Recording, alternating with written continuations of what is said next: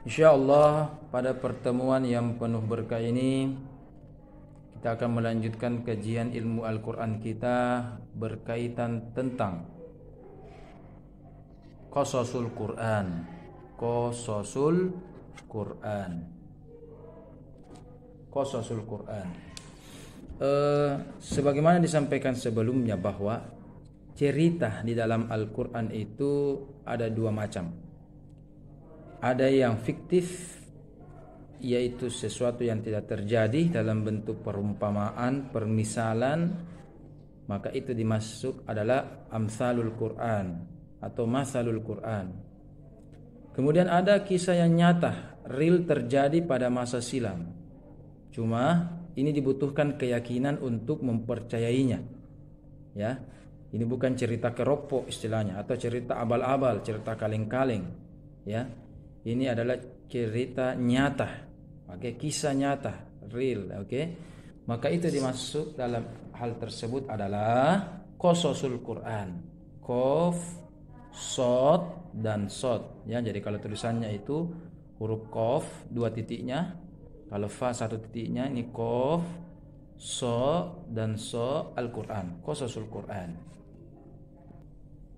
Oke, qasasul Quran, huruf qaf, shad dan shad, ini qasas, tanggal tambah Al-Quran, ya.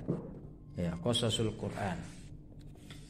Secara ontologi, secara bahasa etimologinya, qasasul Quran itu merupakan jamak. Bentuk jamak, bentuk menunjukkan banyak dari qissatun. Qissatun, qaf, shad dan ta marbut. Berasal dari kata qissatun, dari kata kisah. Makanya ada kan kisah, ya. Kalau cerita mungkin itu asli dari bahasa Indonesia atau Melayu, ya. Tapi kalau kisah itu kata serapan, ya, yang berasal dari bahasa Arab qissah. Jadi S-nya double, ya. Qissah kalau bahasa Arab, qissatun. Tapi ketika sudah menjadi bahasa Indonesia menjadi kisah, ya. Jadi ada banyak dalam bahasa Arab itu yang memiliki double tasydid, ya, tasydid. Double itu artinya tasydid. Seperti misalkan kita katakan mufassir. Mufassir. Kalau sudah menjadi bahasa Indonesia di kamus, ya, itu sudah hilang S-nya satu. Sudah tidak tasydid seakan-akan, ya. Tulisannya itu mufasir, mufasir. Tapi walaupun yang benar itu adalah mufassir, ya.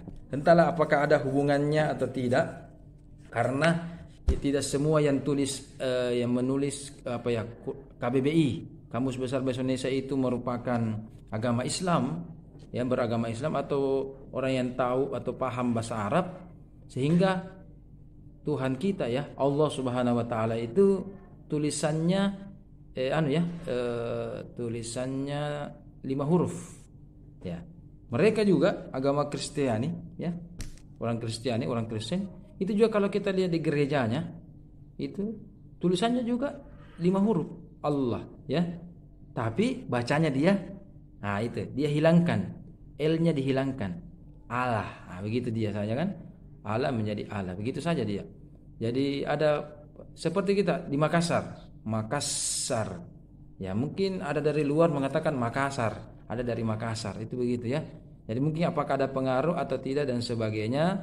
Tetapi ada beberapa hal yang saya lihat, catatan saya, dalam perubahan alih bahasa dari Arab ke Indonesia itu menghilangkan tasydid, ya, tasydid dari termasuk ini qissatun, huruf qaf, ya, supaya mungkin mempermudah kita menjadi kisah. Kisah dalam Al-Quran, kisah-kisah. Oke, silakan. Kisah-kisah di dalam Al-Quran. Secara bahasa, qasasun yang berasal dari qissatun itu berasal dari kata qassah, al-qass, ya. Artinya tatabba'ul athar, menelusuri jejak, ya, menelusuri jejak. Ada firman Allah yang berbunyi fartadda ala atharihima qasasa. Maka mereka berdua menelusuri jejak-jejak mereka. Jadi qasas itu artinya menelusuri jejak, ya. Ya, jadi makna dasar dari kata kisah itu adalah menelusuri jejak. Mengapa kisah atau cerita? Oke, riwayat-riwayat, cerita, hikayat ya, itu serumpun semua dikatakan menelusuri jejak. Karena ketika ada peristiwa, kisah, peristiwa yang terjadi, maka kita harus telusuri, bagaimana ini? Siapa pelakunya? Oke, apa yang terjadi? Kapan itu? Di mana itu? Ya kan? Berarti kita harus telusuri bagaimana kita mendapatkan narasi atau alur cerita dari hal tersebut. Itu itu namanya menelusuri jejak. Nah, makanya di dalam agama Islam itu selain qasas yang mirip dengan qasas itu namanya qisas. Ya, qasas ada qisas. Ya, mungkin Anda pernah dengar qisas, ya. Qisas itu ya, coba lihat qasas itu dengan qisas itu hurufnya sama, tulisannya sama, ya. Qasas.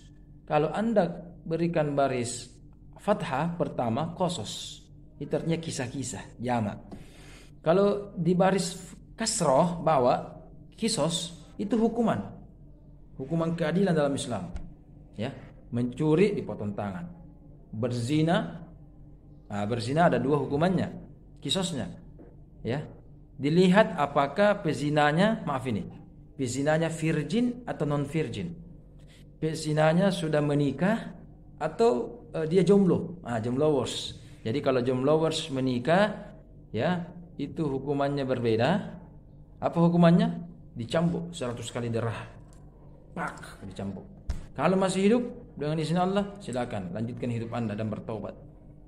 Oke? Tapi kalau mati, baru pukulan ke-50 misalkan mati, wah, dipukul sama algojo ya. Tapi cara pukulnya itu tidak boleh begini. Oh ya, tidak boleh begitu. Etikanya itu jangan memperlihatkan ketiak. Nah, jadi begini cara pukul.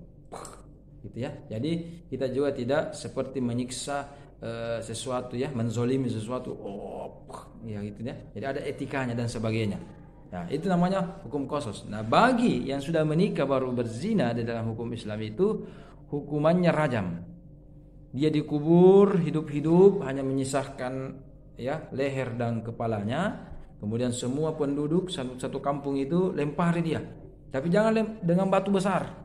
Batu karang langsung satu kalau begitu tak usah satu kampung lempari, satu orang saja lempari kalau begitu. Ya kan? Ini cukup batu-batu kerikil, itu besar sedikit dilempari. Dan jangan berhenti sebelum meninggal. Jangan berhenti sebelum meninggal. Itu namanya qisas. Ya, hukum-hukum qisas. Mengapa qisas ini ya mirip tulisannya dengan qasas? Ingat ada kaidah bahwa dalam bahasa Arab kalau ada kata ya, kalau sebuah kata memiliki huruf yang sama, memiliki akar huruf yang mirip, sama, serupa, maka pasti ada hubungan makna. Saya ulangi, kalau memiliki huruf yang sama tinggal harakatnya yang berbeda, maka pasti ada hubungan makna. Maka qasas artinya kisah, qisas artinya hukuman itu tadi, tapi pasti memiliki hubungan makna. Apa tadi hubungan maknanya? Kita kembali makna bahasa. Ternyata qasas itu makna bahasanya apa? Menelusuri jejak. Nah, orang yang mau dihukum ya qisas tidak boleh langsung menurut laporan Anda mencuri langsung potong tangan. Tidak boleh begitu. Harus tatabul athar, harus ditelusuri dulu betul tidak, apa buktinya, siapa saksinya, mana olah KTP-nya dan sebagainya. Baru disidang, apa motifnya dan sebagainya. Ya kan, alibinya apa? Rajin-rajinlah nonton Detektif Conan ya. Kalau mau tentang pembunuhan apa dan sebagainya. Itu baru ditelusuri dulu. Ya kan? Jadi ketika mau dihukumkan sebuah perkara dalam hukum qisas, maka harus menelusuri dulu. Dalam barbershop ya, Ada itu namanya mikos, ya, mikos. Mikos itu supaya melihat kata dasarnya, hilangkan huruf mimnya, ya, seperti musollah, hurufkan huruf mimnya menjadi sollah, solat, ya kan? Ya, terkadang begitu. Kalau mau lihat kata dasarnya, hilangkan huruf mim. Terkadang ya, ini rata-rata rumusnya itu. Mikos berarti huruf dasarnya kos. Mikosun kos. Sama. Kisah kos. Artinya gunting. Gunting. Kenapa juga gunting? Itu seakar kata dengan kisah. Seakar kata dengan kisas. Ya. Ternyata orang menggunting harus juga menelusuri jejak yang kita sudah gunting. Misalkan kita sudah gunting sini. Harus kita telusuri dengan baik supaya rapi, tidak tokka. Apa ya bahasa Indonesianya tokka? Mikos atau gunting karena dia menelusuri jejak yang sudah dicukur, ya sampai rapi. Ya tidak salah cukur, ya kan? Itu. Bahkan gunting elektrik juga, alat cukur elektrik itu juga mikos elektronik, ya oke? Itu ditelusuri, ya. Ditelusuri memang jangan cuma cek sudah, enggak kan? Harus telusuri betul sampai rapi. Itu namanya mikos. Jadi asal kata dari kosos adalah menelusuri sesuatu. Ya, menelusuri sesuatu. Maka di dalam Al-Qur'an itu dikatakan bahwa ketika Nabi Musa bersama muridnya diberikan petunjuk oleh Allah untuk ke sebuah tempat, oke. Kemudian ternyata dia sudah melewati tempat itu, oke. Maka apa? Fartadda ala atharihim qasas. Maka dia lagi kembali telusuri dan kembali menelusuri kembali jejak yang telah dia lalui. Itu dalam Al-Qur'an itu surah Al-Kahfi itu. Surah Al-Kahfi ayat 64, ya. Surah Al-Kahfi ayat 6. Qasas itu menelusuri. Oke. Itu secara apa tadi? Secara etimologi, secara terminologi. Ini qasasul Quran adalah akhbaruhu an ahwalil umamil madiyah wan nabawatus sabiqah wal hawadithul waqi'ah wa qad ishtamala al-Qur'anu ala katsirin min waqa'i'il madi wat tarikh wa tarikhil umam wa dzikrul biladi wad diyan wa tatabul athar kull qaum wa haka anhum suratun natiqah, dan seterusnya. Artinya begini, qasasul Quran itu adalah akhbar, berita-berita, khabar dari kata kabar, ya. Jadi khabar juga itu khabar dihilangkan hanya menjadi kabar. Itu juga bahasa Arab itu. Khabar, ya. Akhbar jamaknya, bentuk jamaknya adalah akhbar. Akhbaruhu yaitu tentang kabar-kabar Al-Qur'an tentang ahwalul umamul madiyah, keadaan umat-umat terdahulu. Saya ulang, qasasul Quran adalah berita-berita tentang keadaan umat-umat terdahulu. Keadaan umat-umat terdahulu, nabi-nabi pendahulu kita. Nabi-nabi pendahulu dan peristiwa-peristiwa yang real terjadi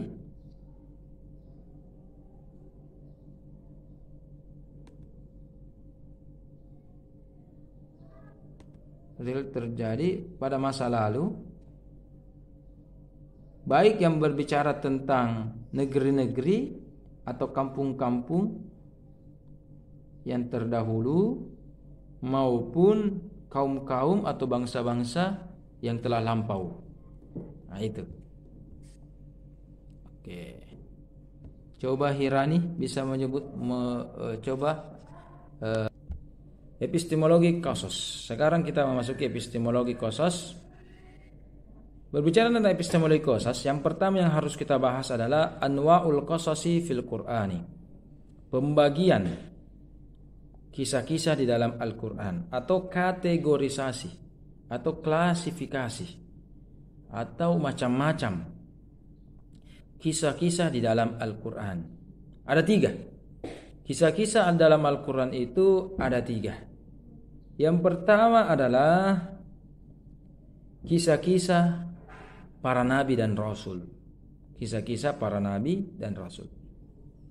Ada yang bisa memberikan informasi kepada saya apa bedanya nabi dan rasul? Saya ulang ya, nabi itu Allah berikan wahyu, kemudian menyampaikan wahyu itu secara sembunyi-sembunyi, face to face.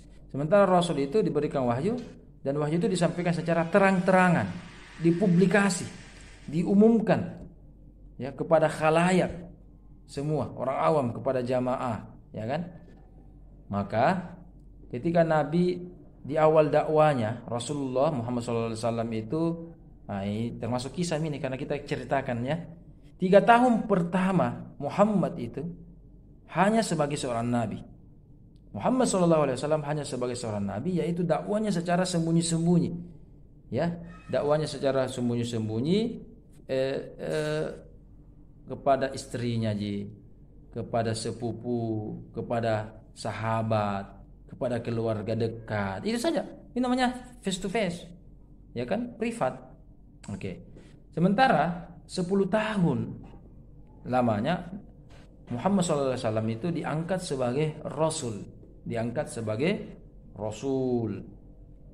Ya, maka mulai mendakwah secara terang-terangan. Kalau kita berbicara tentang kisah Nabi Muhammad pertama kali berdakwah sebagai seorang rasul itu ketika itu Nabi naik di bukit, salah satu bukit ya, gunung di Mekah ya. Kita tahu bahwa itu Mekah itu dia bagaikan danau ya, bagaikan bukit danau. Jadi Ka'bah itu bagian danau karena begini ya, bagian danau, dia sebelah sini danau ya. Makanya itu kalau Anda insyaallah punya rezeki umrah atau haji, itu Anda lihat ke bawah orang itu ke Ka'bah.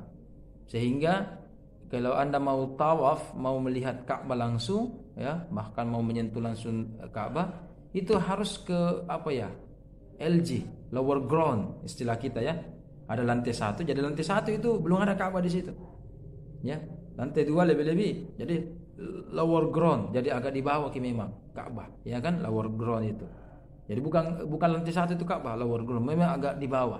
Oke, lembah-lembah, semacam lembah ya, lembah. Kemudian di atasnya itu ada bukit-bukit. Disitulah Rasulullah SAW berdakwah. Wahai penduduk Mekah, untuk sebagai rasul ya. Sekiranya Rasulullah itu memberikan dulu logika. Sekiranya saya menginformasikan di balik bukit ini ya, sebelah kirinya, anggaplah sebelah kanannya ini Ka'bah dan penduduk Mekah. Wahai penduduk Mekah yang ada di sebelah kanan saya.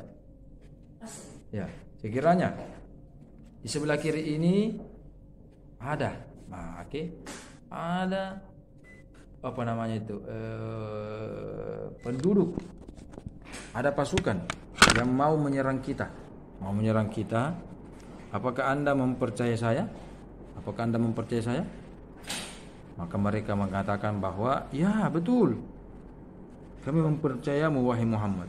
Antal amin, engkaulah orang jujur di sini ya.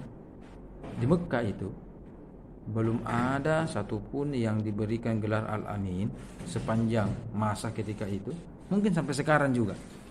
Tiada lain tiada bukan hanya kepada Nabi Muhammad SAW. Saking tidak pernahnya dusta ya. Ya betul. Kalau engkau bilang Muhammad ada di sana pasukan yang ingin menyerang kita, maka kami ini pasti mempercayai. Karena engkau tidak pernah dusta, tidak pernah bohong kepada kami. Setengah kali pun. Yang kan 1 kali, setengah kali tidak pernah mentong Nabi berdusta. Oh begitu? Ya. Kalau begitu, Anda mempercayai hal tersebut, itu hanya perandai-andaian, perumpamaan. Maka sekarang saya sampaikan bahwa ketahuilah la ilaha illallah Muhammadar Rasulullah. Tidak Tuhan selain Allah. Maka itu berhala-berhala semua itu Anda harus tinggalkan apa dan sebagainya. Langsung istilahnya kita sekarang disorakin ya. dikatakan turun apa dan sebagainya, itu tidak dipercaya itu. Inilah Rasulullah, kisah Nabi Muhammad sebagai Rasul pertama kali. Apa bedanya? Ketika turun wahyu dalam bentuk surah Al-Alaq 1-5, itu menandakan bahwa Nabi Muhammad SAW sebagai seorang nabi. Oke. Kalau kita lagi berbicara tentang kisahnya, ketika turun surah Al-Mudaththir di tahun ketiga kenabian, maka ini adalah SK Muhammad sebagai seorang rasul. Jadi beda ya. SK-nya Muhammad sebagai seorang nabi itu Iqra. SK-nya Rasul Muhammad sebagai rasul diangkat lagi dan tugasnya lagi lebih tinggi dari sebelumnya. Maka itu ya ayyuhal muddatsir qum fa'anzir, surah Al-Mudaththir ayat 1-7. Itu. Ya, jadi beda. Jadi makanya semua rasul itu pasti nabi. Tapi tidak semua nabi menjadi rasul. Gitu ya. Oke. Semua rektor, semua dekan itu pasti dosen. Tapi tidak semua dosen rektor maupun dekan, ya kan? Begitu. Oke. Keti, ketua kelas di sini. Suci, ketua kelas di sini. Oke, pasti mahasiswa. Mahasiswi lah, ya, mahasiswa, mahasiswi. Tapi tidak semua mahasiswi adalah ketua kelas. Begitu. Maka semua nabi itu belum tentu rasul, dan rasul itu pasti merupakan seorang nabi. Ya. Makanya sampai saat ini ada misalkan namanya Nabi Khidir. Terlepas apakah meninggal atau tidak Nabi Khidir, itu perbedaan pendapat ulama kita. Tapi saya belum pernah mendengarkan Nabi Khidir itu dipanggil Rasul Khidir, Rasulullah Khidir. Ya, yang sering disebut Nabi Khidir. Kenapa?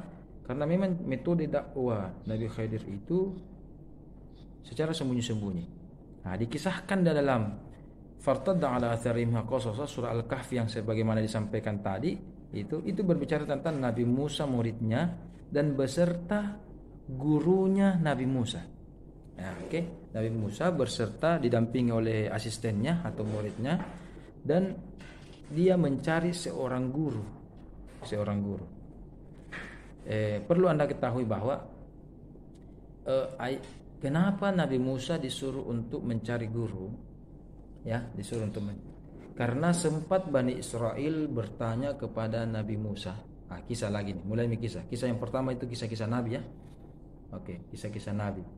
Karena sempat Nabi Musa ditanya oleh Bani Israel. Bani Israel itu Yahudi ya. Siapakah yang paling pintar di antara kita? Maka secara respon, karena memang Nabi Musa itu memiliki dua karakter ya. Orang yang paling berani, kuat, dengan orang yang paling pintar. Jadi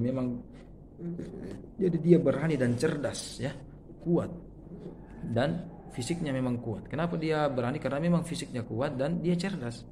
Dia mampu berpikir cepat ya. Mungkin seperti sama Umar bin Khattab. Maka Musa alaihissalam menjawab, saya di antara sini yang paling pintar, yang paling cerdik, yang paling cerdas di sini. Didengar oleh Allah. Ingat, Nabi Musa adalah kalimullah.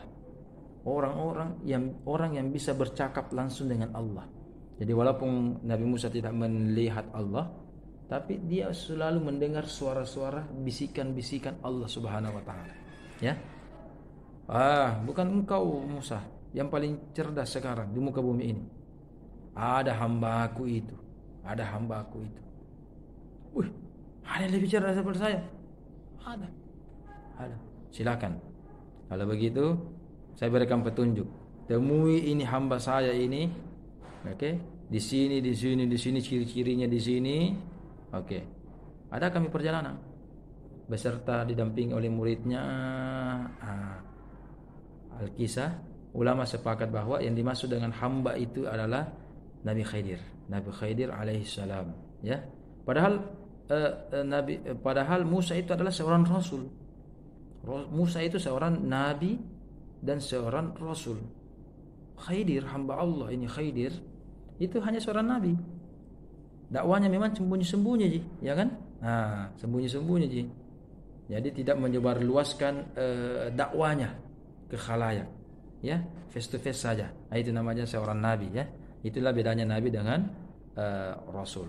Maka tugas Anda di kesempatan hari ini adalah Anda kembali mengutip, ya, melihat dan membaca, menyimak, pahami surah Al-Kahfi, ya.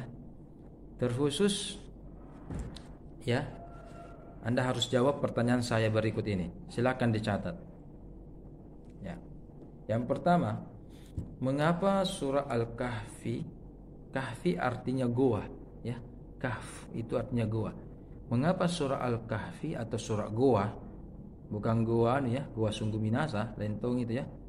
Goa sungguh minasa, bajing, ya, lentong itu. Ini goa, Al-Kahfi itu goa. Kenapa surah Al-Kahfi ini dinamakan surah goa? Pertanyaan saya, apa gerangan alasan, apa atau hikmahnya surah ini dinamakan surah Al-Kahfi? Al-Kahf, oke, satu. Yang kedua, ada berapa tokoh kisah di dalam surah Al-Kahfi ini yang Allah jelaskan? Saya berikan pertama tadi ada, tapi dan apa tadi itu? Nabi Musa beserta murid dan gurunya. Oke, satu. Tapi selain kisah Nabi Musa dan ini, ada lagi kisah lain, cerita lain, cerita nyata lain di dalam surah Al-Kahfi itu. Apakah itu? Nah, itu tugas Anda, ya. Jadi ada berapa kisah atau ada berapa tokoh alur cerita di dalam surah Al-Kahfi ini, dan sebutkan apa-apa saja itu. Jadi kalau Anda bilang 3, siapa-siapa saja. Ya, jadi saya anggap satu saja, ya. Nabi Musa, muridnya dan gurunya itu satu alur cerita. Tapi ada juga lain. Ada kisah ini, kisah ini. Jadi ada beberapa kisah ini dalam Al-Quran surah Al-Kahfi ini. Silahkan lihat. Silahkan lihat bagaimana kisahnya itu, ya. Oke.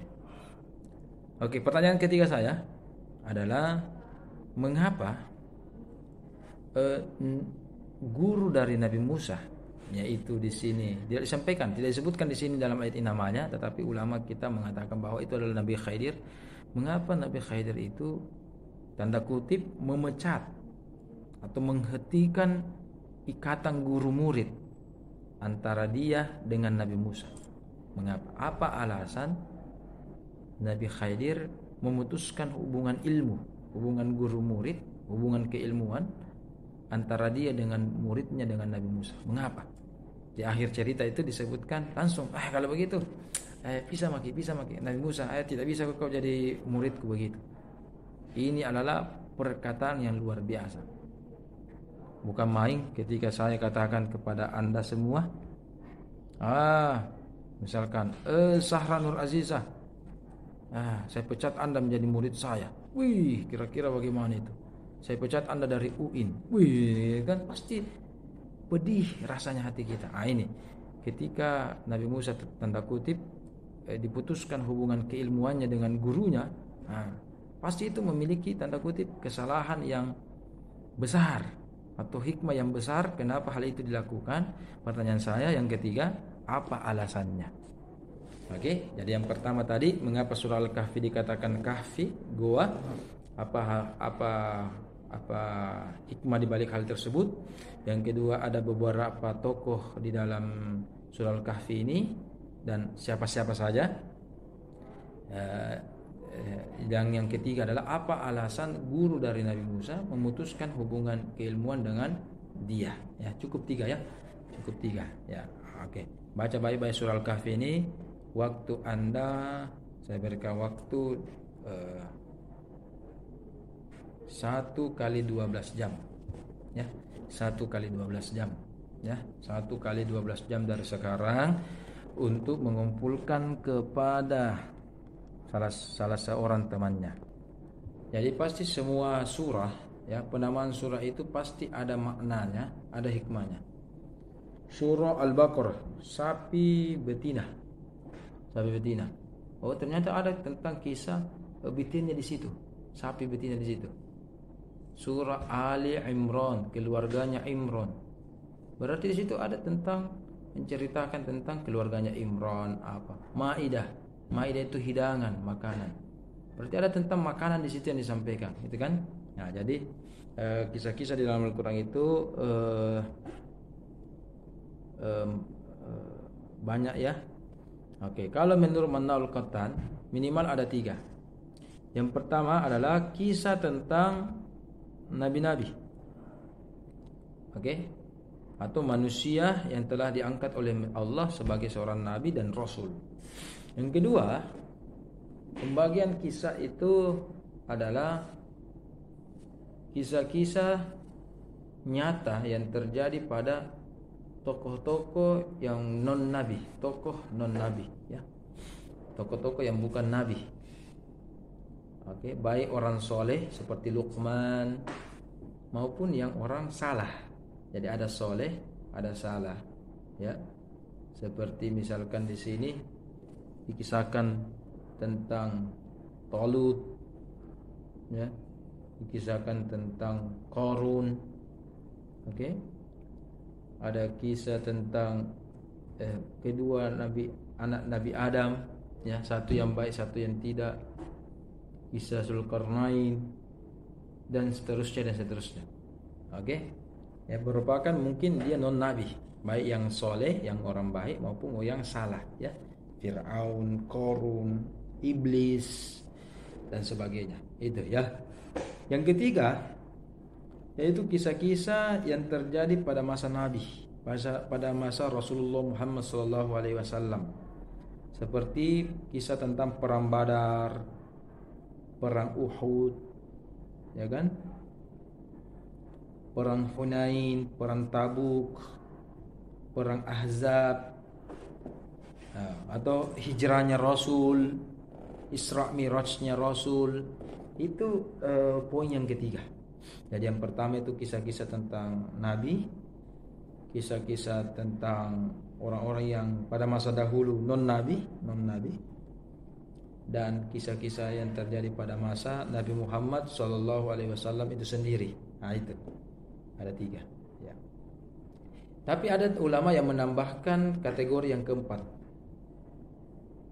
yaitu tentang kisah-kisah atau cerita-cerita tentang penduduk neraka dan penduduk surga. Penduduk neraka dan penduduk surga, ya. Kalau kita lihat dari aspek subjeknya dibagi 3 tadi ya, nabi, non nabi, yang ketiga apa tadi, yang terjadi pada masa Rasulullah SAW di Mekah dan Madinah dan sekitarnya.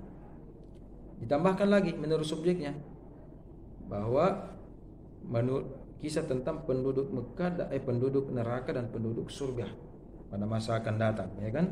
Nah, tapi dari aspek waktunya, kategori khusus dari aspek waktunya itu ada 3. Masa lalu, masa kini, dan masa depan. Yang mana ya dulu? Batasan masa kininya apa? Bukan itu yang dimaksud masa kini yaitu tahun 2021 ya, bukan. Yang dimaksud dengan masa kini adalah masa turunnya wahyu, masa turunnya Al-Qur'an. Oke, masa turunnya wahyu, masa turunnya Al-Qur'an, yaitu ini poin yang ketiga tadi, yaitu pada masa Rasulullah Sallallahu Alaihi Wasallam. Nah itu, ya.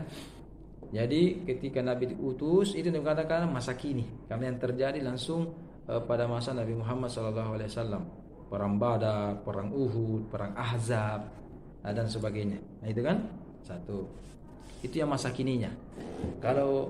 Kalau masa Rasulullah SAW Muhammad itu masa kininya, berarti masa lalunya itu adalah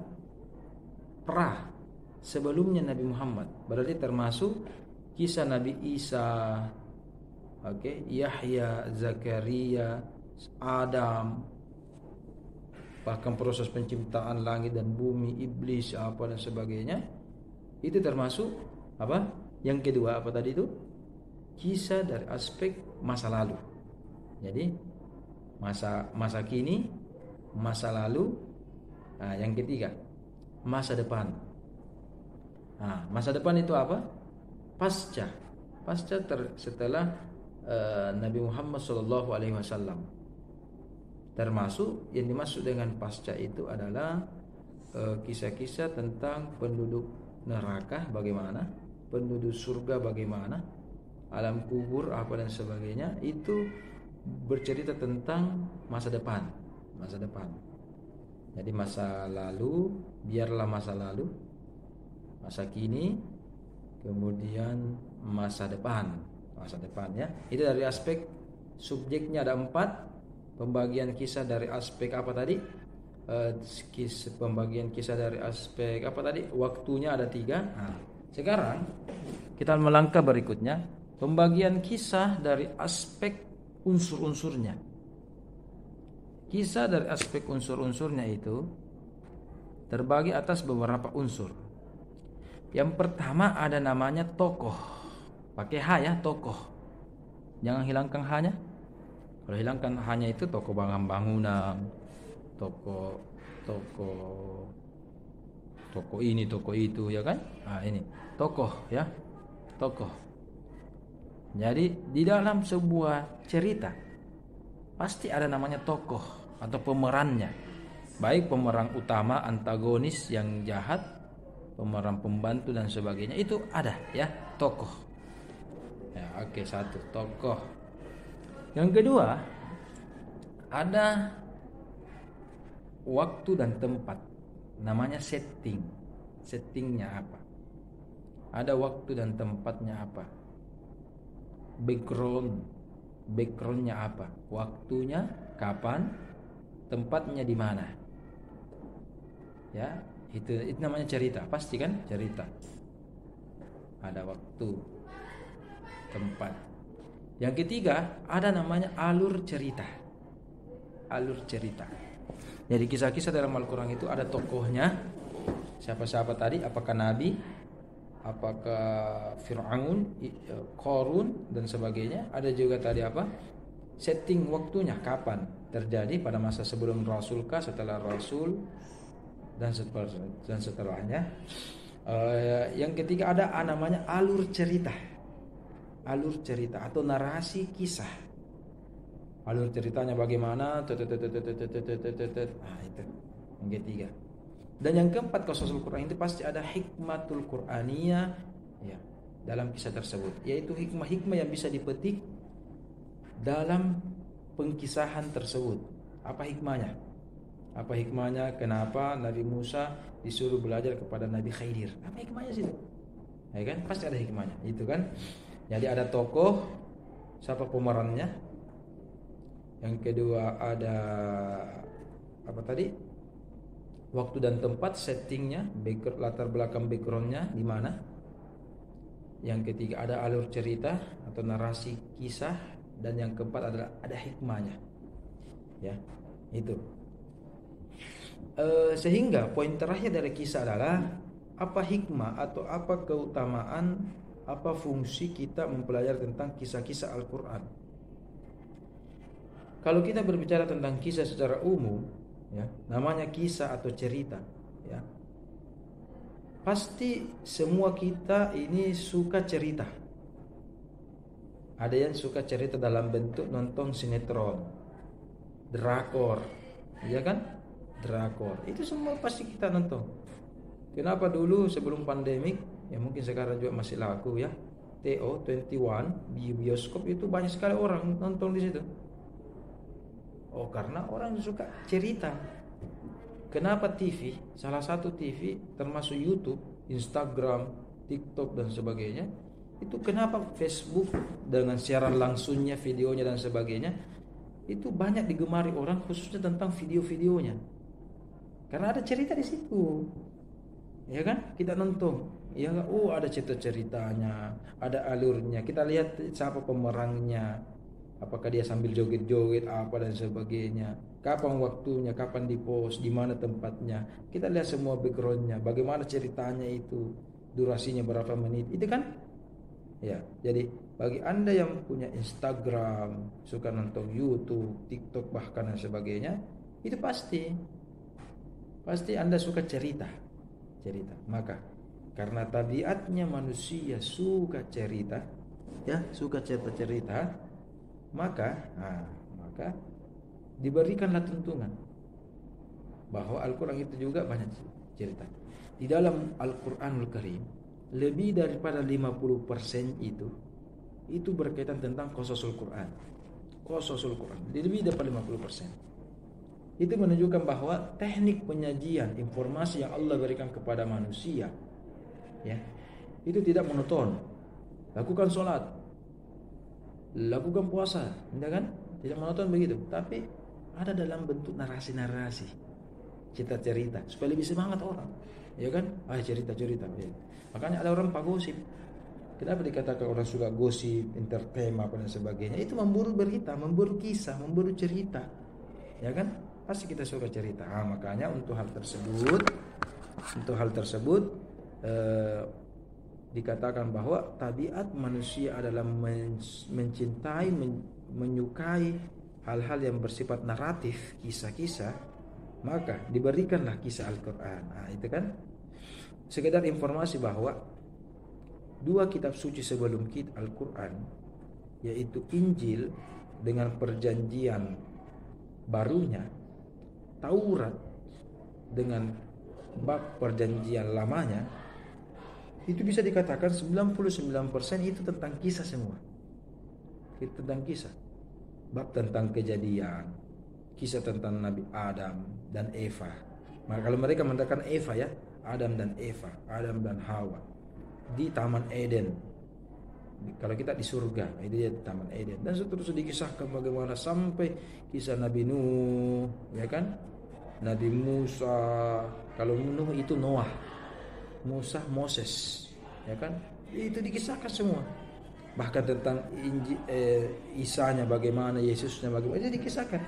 Ya, 90%, 99% bahkan itu tentang kisah semua. Nah, ya kan?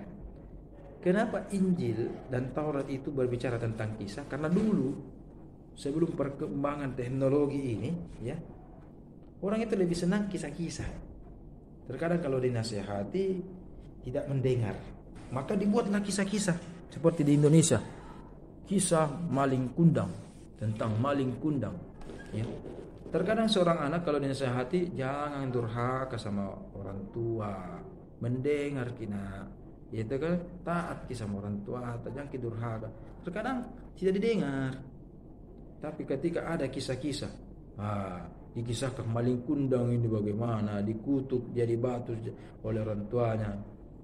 Dengar kita nak kisahnya, motongko saya kutuk menjadi maling kundang. Iya kan? Takut kita, takut. Takut kan? Makanya informasikan kepada kita, ada kisah-kisah. Makanya anak-anak itu suka kisah-kisah, suka diceritakan kisah-kisah karena ada hikmah di balik kisah tersebut. Ya, hikmah, ada alurnya, ada ceritanya, ada informasi di situ. Gitu kan? Nah, begitu kan? Itu salah satu hikmah terbesar daripada adanya kisah-kisah di dalam Al-Qur'an. Sebagai penutup, dalam kisah-kisah Al-Quran ini, ya, bagaimana diinformasikan sebelumnya, kisah yang paling banyak dalam Al-Quran itu tentang kisah Nabi Musa. Yang kedua itu kisah Nabi Ibrahim dan Isa, itu banyak sekali. Itu menginformasikan kepada Nabi Muhammad SAW untuk banyak belajar, dan kita juga sebagai umatnya banyak belajar kepada kisah yang dialami oleh Musa, Ibrahim dan Isa, ya. Tetapi ingat, kisah-kisah di dalam Al-Quran itu, ya, narasinya itu, alurnya itu berbeda masing-masing, ya. Ada yang dikisahkan dari kecil sampai besar, yaitu kisahnya Nabi Yusuf sampai besar dikisahkan. Ada dari bayi bahkan Nabi Isa sampai besar. Nabi Musa juga dari bayi sampai besar. Ada juga Nabi langsung besarnya yang dikisahkan, seperti Nabi Ibrahim langsung besar, dan diceritakan bagaimana kecilnya Nabi Ibrahim. Kemudian ada lagi kisah tentang Nabi Yunus. Nabi Yunus, ya kan? Bahkan ada nabi yang hanya diceritakan atau apa ya? Cuma disebutkan saja namanya. Alur cerita yang disampaikan kepadanya itu belum jelas atau belum tidak lengkap ya, tidak selengkap dari Injil dan sebagainya. Contoh Ilyasa, bagaimana itu Ilyasa, ya kan? Tidak sedikit sekali informasi dalam Al-Quran tentang hal tersebut, dan seterusnya. Jadi berbeda-beda setiap nabi dikisahkan. Ada yang porsinya besar, banyak, ada yang sedikit. Semakin banyak dikisahkan dalam Al-Quran, kaidahnya adalah itu semakin banyak hikmah yang bisa dipetik dalam kisah tersebut, ya kan? Oke, itu salah satu kaidah untuk mengetahui bagaimana sebesar apa dan sebanyak apa hikmahnya, melihat saja bagaimana bentuk kuantitas atau jumlah kisah tersebut dikisahkan di dalam Al-Quran. Oke. Kita cukupkan tentang Qasasul Quran.